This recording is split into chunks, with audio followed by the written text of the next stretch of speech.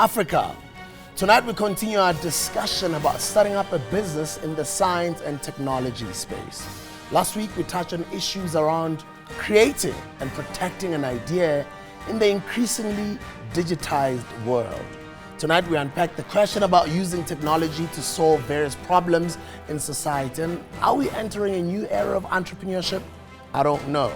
But I, for one, can tell you that I am representing the new face of entrepreneurship. We're sick and tired of getting things handed on our lap. Tonight, people joining us in this discussion are exactly even better than me, smarter than me, more hardworking than I am, younger than me, more good looking than me. They even dress better than me. Ladies and gentlemen, tonight we're joined by Tshepo Thlaku, who's the founder of Pulego Communications, Desmond Mongwe, who owns a company called moWallet. He's going to tell us a little bit more about it. We're also going to be chatting a little bit more about this discussion. And George Sibotshwe, which means we've been arrested, who's a co-founder of a company called Sendr. Gentlemen, welcome to the show. Thank you. Lovely. I'm going to start with yourself. Yeah. Can you please tell us about what your company does? So we are the Uber of parcels, Sbu. The Uber of parcels? Parcels. Okay. Essentially what we are is an on-demand service that allows you to move a product from point A to point B. How? So you download our app on Android or iOS. And if I go to Play Store or obviously on Android, yes, or iOS, yes, what is it called? It's called Sendr, S-E-N-D-R. Or S-E-N, like send and then an R. An R. Sendr. Yeah. Sendr. Sendr, Okay. yes. And it's about the sender. If you think about it, it's an on-demand service that allows you to be able to call a personal concierge service and have something picked up or dropped off. If you've forgotten your bag at home, or if you've forgotten your cell phone at home, or your passport needs to be picked up, we are the ones who go and pick it up and drop it off. We use motorcycles, not vehicles, and therefore we don't have any traffic issues. We're able to get from point A to point B within the same city within an hour. So we're leveraging the technology for us to create jobs for young people, and then creating an opportunity for you to have a personal concierge service on demand on your phone. Guys, I'm wasting time, man. Which cities is Sendr operating in currently? Is it in Johannesburg? Is it in Lagos? Is it in Nairobi? It's in 4 cities. It's in Johannesburg, in Cape Town, in Pretoria, and in Durban. So it's a startup company? It's a startup company. We have 100 motorcycles right now. We're just about to scale up. Demand is great. We're having a wonderful time. People are downloading our app. We're carrying all types of parcels. We're carrying lunch boxes that have been forgotten at home by kids. We're carrying documents for lawyers. We're delivering passports to the airport when someone has forgotten their passport. We're taking parts from a BMW dealer, one BMW dealer to another. We're delivering cell phones for companies. So it's really exciting. Desmond, I've got moFire. You've got moWallet. Yes. What is moWallet? Because it sounds like it's self-explanatory, but what is moWallet? Yeah, well, I'll probably say moWallet is a startup ICT company based at Innovation Hub in Pretoria.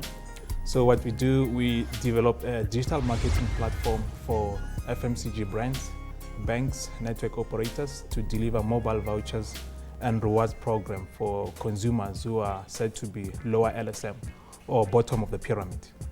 So just to give you an idea, if you go to any retail store, like Pick n Pay or ShopRite to buy your grocery, you buy, for an example, washing powder, you are likely to get a discount or a coupon of some sort when you swipe your loyalty card.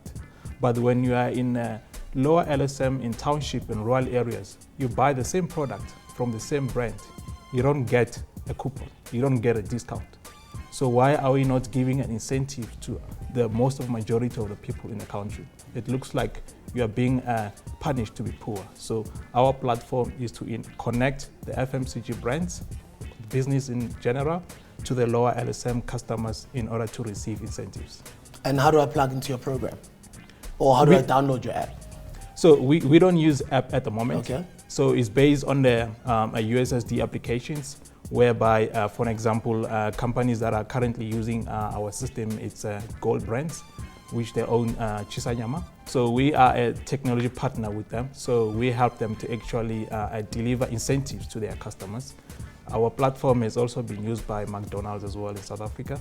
That's actually want to tap into the lower LSM market to deliver mobile vouchers so that customers for the first time could go into or maybe introduced into McDonald's franchise to go and redeem their vouchers.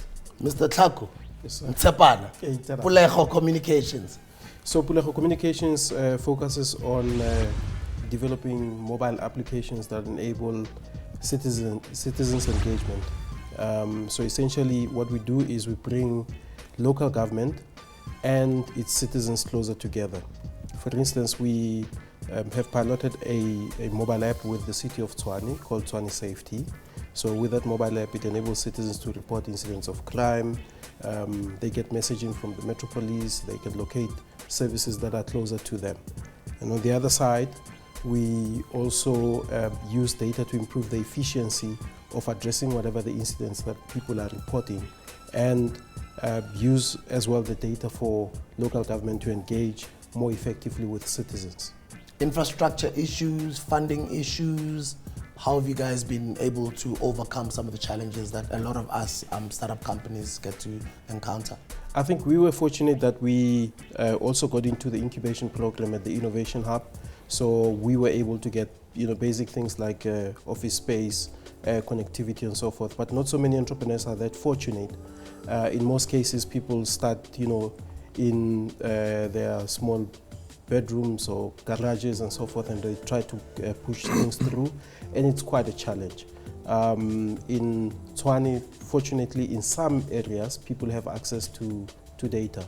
So often people are, entrepreneurs are quite challenged, and the level of support that is out there, I feel that it's not entrepreneurial enough itself. So people who are trying to help entrepreneurs are sort of not as caring, not as fast-paced, not as delivering as entrepreneurs expect. Sometimes you get to put in an application for funding, for instance, and it would take like a year or 2 years for your application to be processed. To even be processed. I mean, there's a lot of the challenges that we get to encounter as startup companies. Still with me tonight, Tshepo Thlaku, founder of Pulego Communications, Desmond Mongwe, founder of moWallet, and George Sibotshwe, co-founder of Sendr, young entrepreneurs that are making, they're moving mountains in the technology space. I'm really proud of you guys. What is the importance of education and entrepreneurship, especially on this continent? Because a lot of people say, yeah, but Bill Gates dropped out. Yeah, but Richard Branson is not a graduate. Like everybody's like, no education, no education. Is there no education, or not really formal education, but maybe self-education? Yeah, obviously education is not just going to a classroom. You learn a lot by attending seminars, by going to networking events, by reading and so forth, and exploring what is out there and what knowledge can you pick up in order to improve your business. And how do you explore in the tech space? Do you have to just read a book on how to create an app, or how does it happen? Well, I agree with you on education, and I agree with my colleague. I think it's a critical piece, but it's not the only piece. So my partner and I met in business school.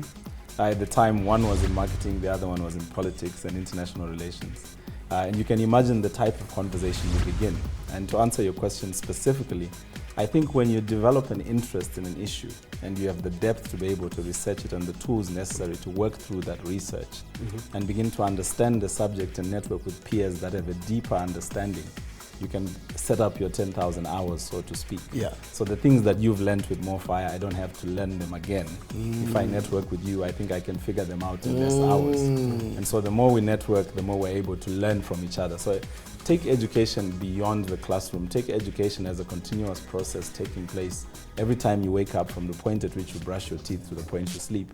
There are a lot of impulses coming in your way, and it depends what your antennas are tuned to and what you're listening to.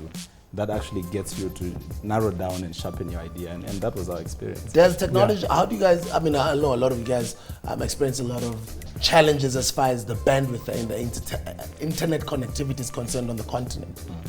Yeah, no, I think there are challenges, but I think the moment you understand the context of the space where you're working on, the moment you understand the ecosystem, the moment you understand that your solution or your service cannot work in a vacuum, it has to connect into existing system.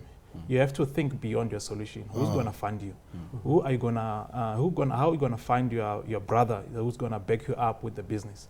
So education, again, to agree with the gentleman, it's a very key, but you need to take it beyond the classroom. And at the same time, people undermine the fact that the knowledge you gain from the corporate is also valuable.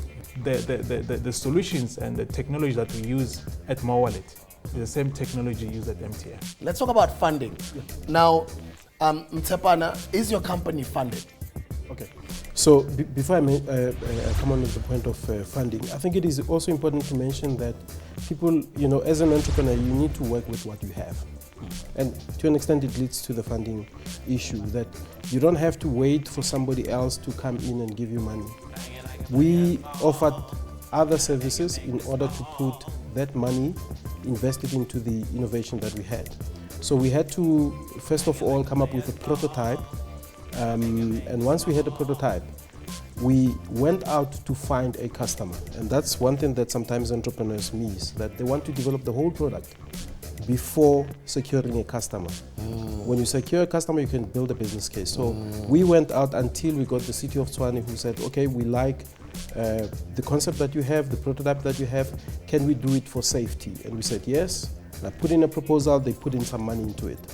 And we ended up getting into the pilot project and working through. Now we have a solution.